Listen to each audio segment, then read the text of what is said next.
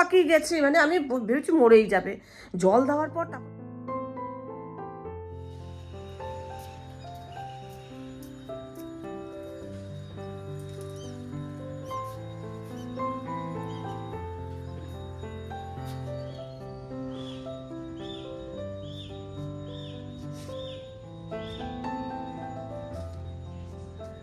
কেমন আছো তোমরা সবাই? নিশ্চয়ই ভালো আছো। গাড়ি বাড়ির একটা নতুন পর্বে তোমাদের সকলকে স্বাগত জানাই। খুব সকাল সকালই এই ছাদে চলে এসেছি। কালকে জামা কাপড় কেচেছিলাম কিন্তু একটাও শুকোয়নি, কালকে বৃষ্টিও হয়েছিল। আর আজকে সেজন্য সকাল সকাল রোদে দিয়ে দিচ্ছি যাতে শুকিয়ে যায়। রোদ এখন তো রোদ আছে, তবে আকাশে মেঘও করে আছে। কখন যে বৃষ্টি নামবে তার কোনো ঠিক নেই। বৃষ্টি এলেই ছুটে ছুটে কাপড় জামাগুলো তুলতে হবে। তো যতটা শুকিয়ে যায় ততটাই ভালো।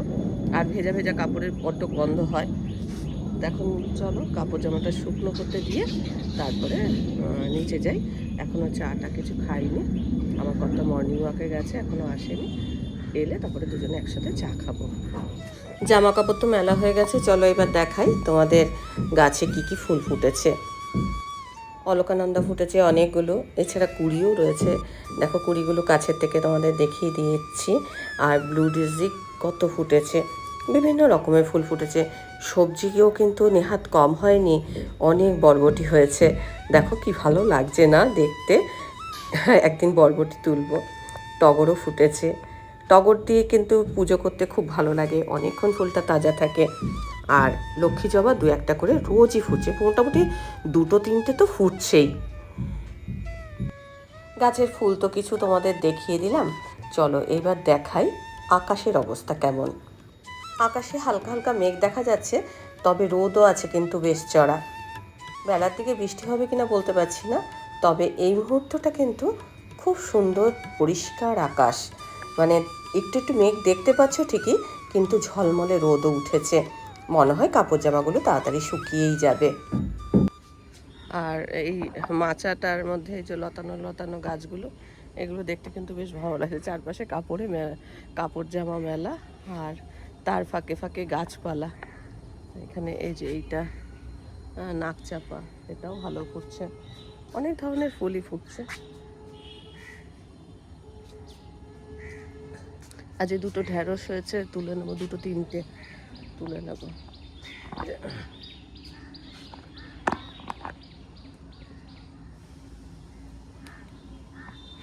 একটা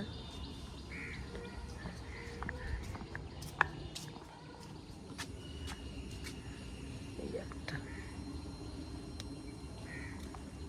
দুটো, তিনটে, চারটে, ওই পাশে একটা আছে। এইগুলো পাকা পাকা হয়ে যাচ্ছে, তুলে দিই। এটা পাকা আচ্ছা। এগুলো বাজারের কেনা ঢেঁড়স, আর এগুলো হচ্ছে আমার গাছের ঢেঁড়স। গাছের ঢেঁড়সগুলো কত সুন্দর। আমার কত মর্নিং ওয়াক থেকে চলে এসে, তো এখন দুজনের জন্য চাটা ছেঁকে নিচ্ছি। দু একদিন আগে আমার ব্লগে একটা কমেন্ট এসেছিল, বলছিল যে দিদি তুমি কি কিপটমো করে চা খাওয়া বন্ধ করে দিয়েছো, নাকি চা খাচ্ছ না? চা খাই গো, তবে আজকাল বেশিরভাগই দুধ চা খাচ্ছি না, লিকার চাই খাচ্ছি। লিকার চাটা তো আমি সকালবেলা আগেও খেতাম, কিন্তু বিকেলে যে দুধ চাটা খেতাম সেটা একটু বন্ধ করেছি, কারণ একটু মিষ্টিটা কম খাবো বলে। তবে অন্যান্য জিনিস তো খাওয়া হয়েই যাচ্ছে। এই দেখো না, গুড় থেতো করছি, করব হচ্ছে পায়েস। এটা কিন্তু পাটালি গুড় ছিল, বড্ড শক্ত হয়ে গেছে ফ্রিজে থাকতে থাকতে। বাবা না আসা থেকেই মনে মনে ভাবছি কি খাওয়াবো, কোনটা রোজ রান্না করব, এটা ভাবছি। কিন্তু যেটুকু সময় আছে ওর পছন্দসই খাবারগুলো করতে করতেই দিনটা ফুরিয়ে যাবে। রোজই ভাবি কি করব, ও কোনটা ভালোবাসে, যেটা ভালোবাসে সেটাই করব। তো দেখো পায়েস যে খুব ভালোবাসে এমন নয়, তবে জন্মদিনে পায়েস করিনি তো, একটু মন চাইলো পায়েস করতে, আর গুড়টা রেখেই দিয়েছিলাম বাবা না আসলে জন্মদিনে পায়েস করব বলে।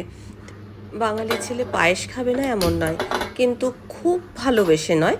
আমি জানি পায়েসটা খেতে ভীষণই পছন্দ করি। আমাদের বাঙালিদের ট্র্যাডিশন, পায়েস না হলে কিন্তু কোনো কিছুই শুভ বলে মনে হয় না। দেখো পায়েসে তো একটু ঘি লাগবেই। দুধের মধ্যে এলাচ তেজপাতা ফোটাতে দিয়ে দিয়েছি। গোবিন্দভোগ চাল ছাড়া কি আর পায়েস হয় বলো? আর সঙ্গে একটু ঘিয়ের গন্ধ, কী যে ভালো লাগে কি বলবো। শীতকাল হলে তো কোনো কথাই নেই, একদম ফ্রেশ গুড়টা পাওয়া যেত। তবে গন্ধটা কিন্তু ভালোই আছে।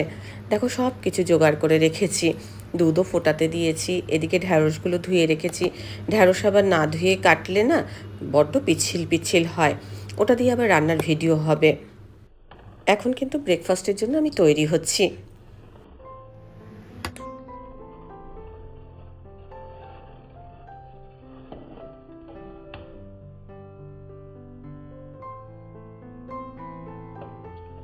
দুধটা তো ফুটে গেছে, আমি এখানে 1 লিটার দুধের পায়েস করছি। আর 100 গ্রাম থেকে সামান্য একটুখানি কম চাল দিয়ে পায়েসটা করছি।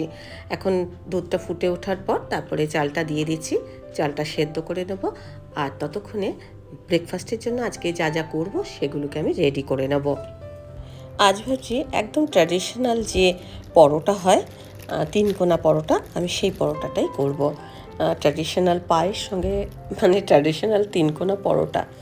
যাই হোক, পরোটা তো তোমরা করতে জানোই, সেই জন্য আর পরোটা কিছু আমি রেসিপি শেয়ার করছি না। পরোটাগুলো খালি এই ময়দা মাখিয়ে 3 ভাঁজ করে বেলে নেব। এর আগের দিন লুচি করেছিলাম আটা আর ময়দা মিশিয়ে। বাবান তো ভীষণ রেগে গেছিলো, বলছিল যে ওখানে গেল সেই আটার লুচি করে, সেটা খেতে হয়, আবার তুমি ওইখানে আটা ময়দা মিশিয়ে করলে, শুধু ময়দার কেন করলে না? তো ওই জন্য আজকে পরোটাটা একদম মনে মনে ভাবলাম যেটা আমরা রেগুলার মানে পরোটা খাই সেই ধরনেরই পরোটা করব। দেখো পায়েসটা একদিক দিয়ে করছি আর পরোটাটা বেলে নিয়েছি। এটা কম আঁচে চালটা সেদ্ধই হয়ে গেছে। আর বাবানের জন্মদিনে তো বাবান এখানে ছিল না, তাই মনে মনে প্ল্যানই করেছিলাম যে ওর ও থাকতে থাকতে একদিন পায়েস করবো, মানে চালের পায়েস। আমাদের বাঙালিদের দেখবে যে কোনো শুভ অনুষ্ঠানে আমাদের চালের পায়েসটা দেয়। আর সেই জন্য মনে মনে ভাবলাম যে আজকে করি। আর ব্রেকফাস্টের জন্য হচ্ছে পরোটা, আলু পটলের তরকারি বাবানই করেছিল আগের দিন, তো সেটা বের করে নিয়েছি। ওটা একটুখানি গরম করব, ব্যাস ওটা হয়ে যাবে। আর এখন এই চালটা একদম ভালোভাবে সেদ্ধ হয়ে গেছে। এখন অল্প চিনি আর অল্প গুড় দিয়ে, মানে এই গুড়টাকে আমি তুলেই রেখেছিলাম পায়েস করব বলে। ওর বাবার জন্মদিনে একদিন করেছিলাম, আর ওর জন্মদিনের জন্য ফ্রিজে তুলে রেখেছি। গন্ধটা এখনও মানে আছে, যেহেতু ওই কন্টেনারের ভেতর রেখেছিলাম যাতে হাওয়া বাতাস না ঢোকে, সেই জন্য। কিন্তু একটু শক্ত হয়ে যায়, ফ্রিজে যদি গুড় রাখা হয় একটু শক্ত হয়ে যায়। তবে আমি এটা কি করেছি, একটু শিলনোড়ায় গুঁড়ো করে নিয়েছি। চিনি আর গুড় মিশিয়ে যাতে 200 গ্রাম মতো হয় সেই রকম আমি আন্দাজ করে একটা চিনি অ্যাড করছি। আর আজকে কিন্তু যে পায়েসটা আমি রাঁধছি আমি কিন্তু চেখে দেখব না, তার কারণ এটা বাবানের জন্য আমি করছি, সেই জন্য ওর নামে তো, তাই ওকে আগে দেব। আমি এরমভাবে করছি বলে তোমরাও এরমভাবে করবে এমন কিন্তু কোনো কথা নেই। তোমাদের যেরকম নিয়ম তোমরা সেইভাবেই করবে, আমি সাধারণত এই কাজটা করি। একদিকে পায়েসটা করছি আর একদিক দিয়ে পরোটাগুলো আমি সেঁকে নিচ্ছি। তো চলো এই কাজগুলো করে নিই। আর পায়েসের মধ্যে আমি এখন গুড়টা অ্যাড করে দিচ্ছি। গুড়টা যখন অ্যাড করছি সেই সময় কিন্তু আমি গ্যাসের ফ্লেমটা দেখো অফ করে দিয়েছি, কেননা গুড়টা দিলে অনেক সময় পায়েসটা কেটে যাওয়ার সম্ভাবনা থাকে। গুড়টা তো বেশি ছিল না, তাই পায়েসের যে কালার একদম গুড়ের কালার আসবে এমন নয়। অসময়ে আমি গুড় দিয়ে পায়েস করতে পারছি, এটাই অনেক বেশি।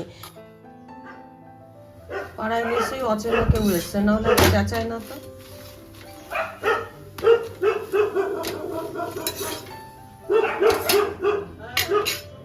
এখন আমি কিশমিশ দিয়ে দিচ্ছি। আজকে কাজু ছিল না, আমি ভুল করে বলে ফেলেছি কাজু দিয়েছি, কাজু ছিল না। আবার গ্যাসের ফ্লেমটা একটুখানি আমি জেলে দিয়েছি, তারপর ভালো করে ফুটিয়ে নিয়েছি। ব্যাস পায়েস রেডি। আজকে পায়েসটা একটু পাতলা পাতলা আমি রেখেছি। এখন তো এটা পাতলা পাতলা দেখাচ্ছে, এটা কিন্তু যখন ঠান্ডা হবে অনেকটাই কিন্তু ঘন হয়ে যাবে।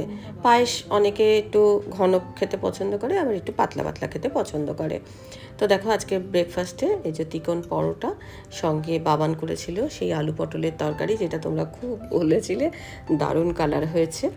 তো সেই মানে আলু পটলের তরকারিটাই কিছুটা রয়ে গেছে, সেটা পরোটার সাথে খাবো। সঙ্গে আছে পায়েস। পায়েসটা যদিও গরম গরম, ঠান্ডা হলে ভালো হতো, তবে 1 চামচও মুখে দেবে, পরে নয় ঠান্ডা হলে আবার খাবে।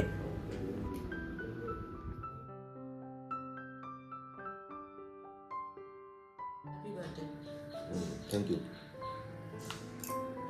কিন্তু গরম তো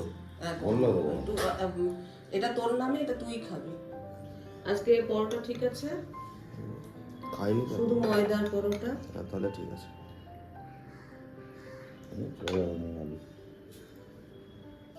ব্রেকফাস্ট করার পর এবার লাঞ্চের জন্য প্রিপেয়ার হচ্ছি। আজকে একটা রান্নার ভিডিও করব, যেটা কিনা ঢ্যাঁড়স দিয়ে করব। তো ঢ্যাঁড়সের একটু শুকনো শুকনো তরকারি, তার প্রিপারেশান নিচ্ছি।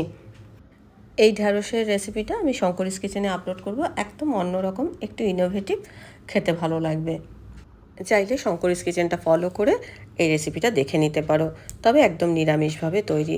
তবে নিরামিষ বলে কিন্তু অবহেলা করো না, ভীষণই টেস্টি হয়েছে। আজকে করব হচ্ছে হাঁসের ডিম। তো রান্না করতে গিয়ে দেখলাম জিরের গুঁড়োটা ফুরিয়ে গেছে, তো জিরের গুঁড়োটা এখন কেটে কৌটোর মধ্যে ভরবো। আর ডিম আলু এগুলো সেদ্ধ করতে দিয়ে দিয়েছি, খোসা ছাড়িয়ে, তারপর রান্না পর্বে আর কি যাব। জিরেটা তো কৌটোর মধ্যে ভরে রাখলাম, এখন এই যে জায়গায় আমি রেখে দিচ্ছি।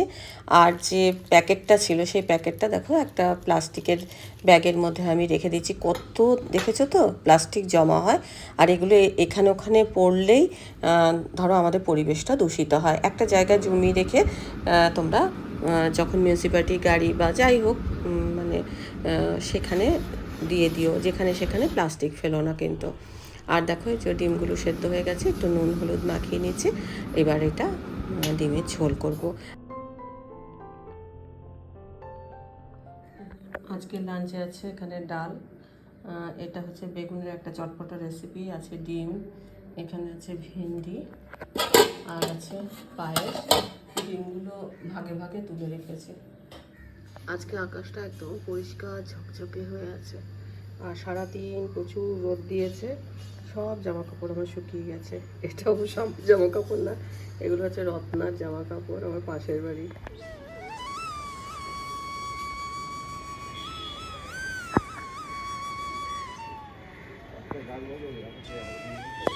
কিন্তু দারুণ লাগছে একদম, মানে মনে হচ্ছে সোনার মতো ঝকঝক ঝকঝক করছে, মানে পড়ন্ত বিকেল। যাই হোক, এখন আমাদের মানে একটা কাজে আমরা উপরে এসেছি তিনজনেই। নটুর আজকে লোমগুলো নাকি ছেটে দেওয়া হবে। বাবান বারবার বলছে নটুকে একটুখানি ছেটে দিতে, নটুর গায়ে লোমগুলো। আর লোম যদি ছেটে দেওয়া হয় না, তাহলে কী বলতো গায়ের লোম পরেও কম।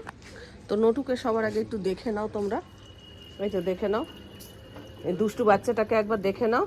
দুষ্টু বাচ্চাটার চেহারা খানিকক্ষণ পর পাল্টে যাবে।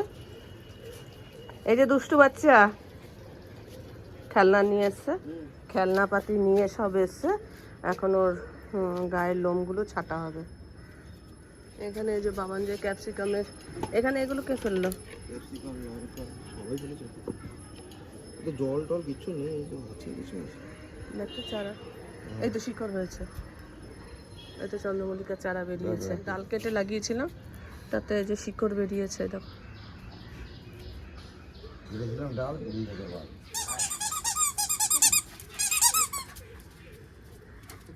এখন ওকে বসানো খুব মুশকিল আছে, ঘরে লোম ভর্তি হয়ে যাবে। আসো বাবু, আমরা বসি, আমরা গল্প করবো, আমার কোলে আসো, আমার ছোট্ট ছেলে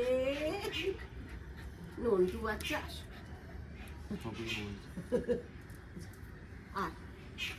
ও এখন খেলার মুডে আছে, ওকে কি এখন বসানো যাবে?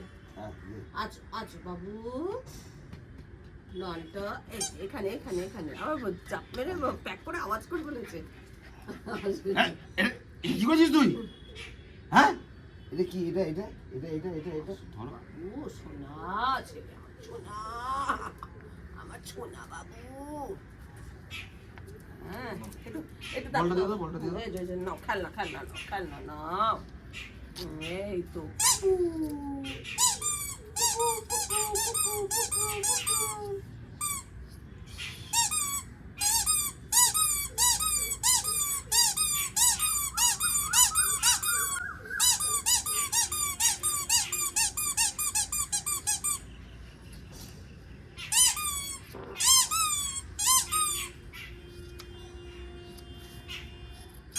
ছেড়ে তুমি কাটো হয়ে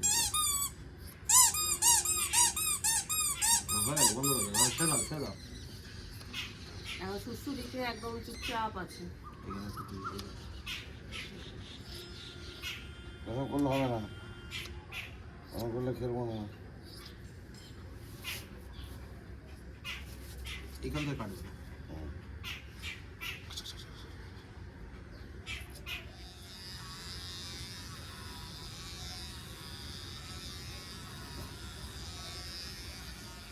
এই জন্য একটু চেহারাটা একটু দেখিয়ে দে, বলতেই দেখিয়ে দিচ্ছে, দেখো মুখখানা তুলে দেখিয়ে দিচ্ছে কি অবস্থা আজকে, বাপরে বাপ।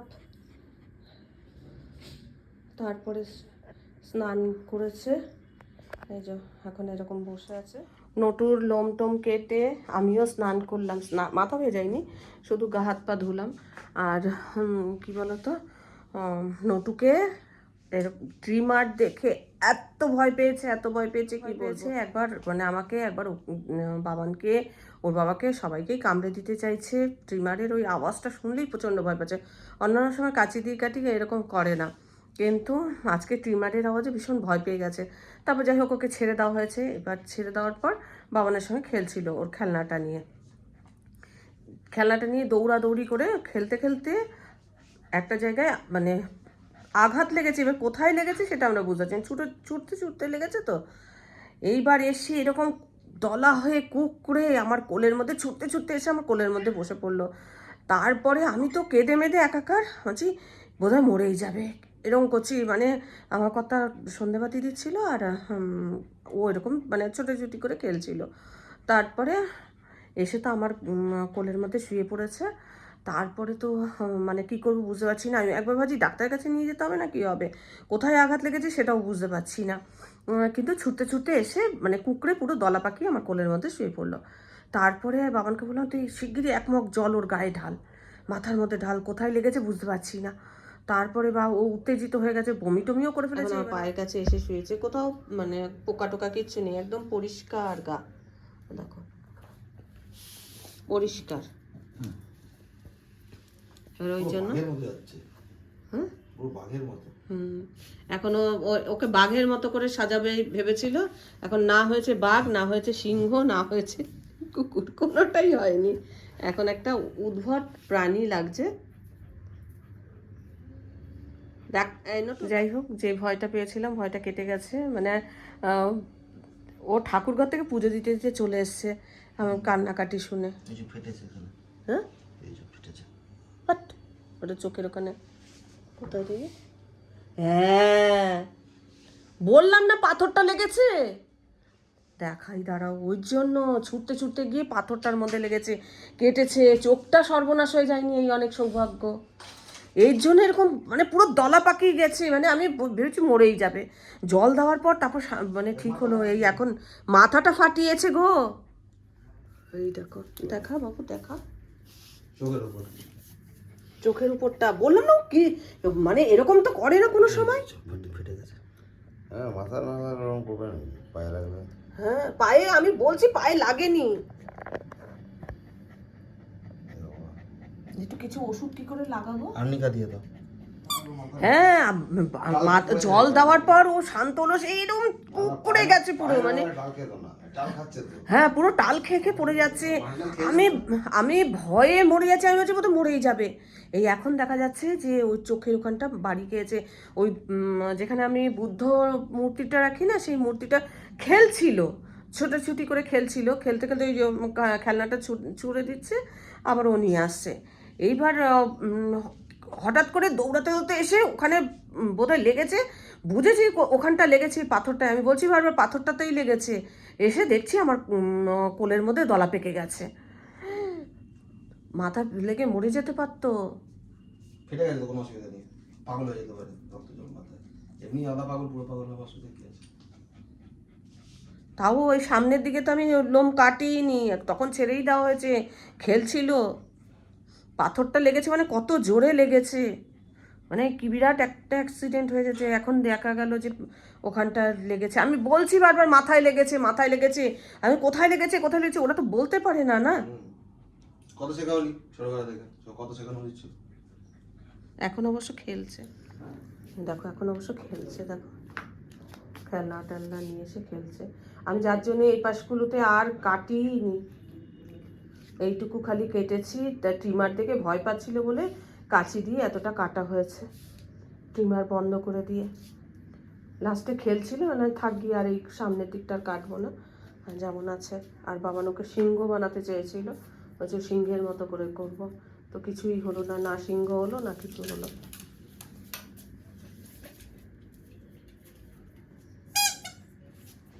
যাই হোক, নটু আজকে বিরাট বিপদের হাত থেকে বাঁচলো, মানে আমি তো ভীষণ ভয় পেয়ে গেছিলাম। যাই হোক, মানে রক্ষা হয়েছে, বিরাট বিপদের থেকে মানে বেঁচে গেছে। চলো আজকে ব্লগটা আর বাড়াবো না, নটু ভালো আছে, সুস্থ আছে, এটাই আর কি। আর আজকে ব্লগটা দেখে ভালো লাগলে অবশ্যই একটা লাইক দিও, প্রচুর প্রচুর শেয়ার করো। আমার চ্যানেলটা ভালো লাগলে অবশ্যই সাবস্ক্রাইব করে নিও। আজকে পর্বটা আমি এখানেই শেষ করছি, দেখা হবে নতুন একটা পর্ব নিয়ে, নতুন কিছু নিয়ে। ততক্ষণের জন্য টাটা। বাবু ব্যথা লেগেছে।